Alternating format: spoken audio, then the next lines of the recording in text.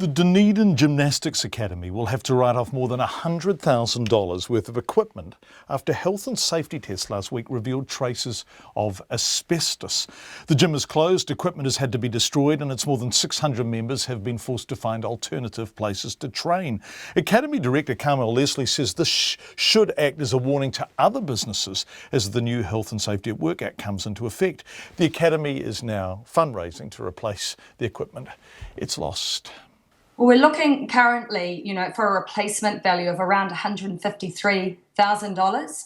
We have, obviously, the equipment's expensive, particularly the foam, dense foam matting, which has a carpet top, which is a permeable surface. So any equipment that has this permeable surface of carpet or foam is potentially contaminated, and it's been quarantined. It's gone, unfortunately. And did you have to do community fundraising to get that sort of equipment in the first place? That's right. Yeah, it's all come from community fundraising and funding agencies, trusts and things. You can't insure against asbestos, so this really is absolutely cruel. You really are starting all over, aren't you? That's right. It is. We're all a bit in shock, I think. Everyone's kind of in that fright, flight, fight, period where within 72 hours, we had placed all our gymnasts in other gyms. So we had to reschedule everything. We had to set up working bees, 4 or 5 of them. We've just hit our competition season, so we call on our volunteers to run all our comps as well. So everyone's feeling a bit stretched, a bit overwhelmed, but we've also had to wipe down all the surfaces of the equipment that we could retrieve.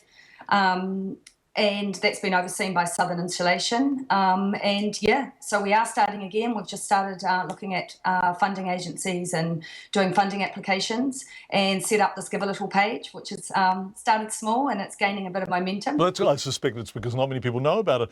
Carmel, I just want to clarify the insurance situation. There is no insurance for you in these circumstances, is there? Well, we're going to put in an application, what do you call it? Launch a funding, well, we're going to put in an application anyway to see if we can have it covered. The problem is it's not sudden or one-off event.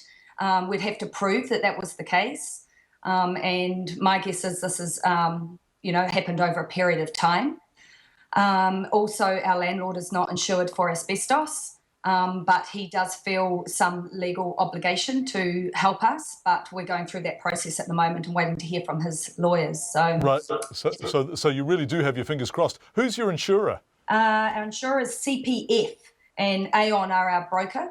So we've been in contact with them, and they've basically come back and said that it's got to be sudden physical damage or loss. And for us, it does feel sudden, but unfortunately, it's it doesn't fall under that category, but we will put in a form to see how we go. In the meantime, you are going to have to start over again. You have got a Give a Little page. You're going to start fundraising again. And all the people who are involved in competitions suddenly have to move their training, their regimes, everything they do elsewhere.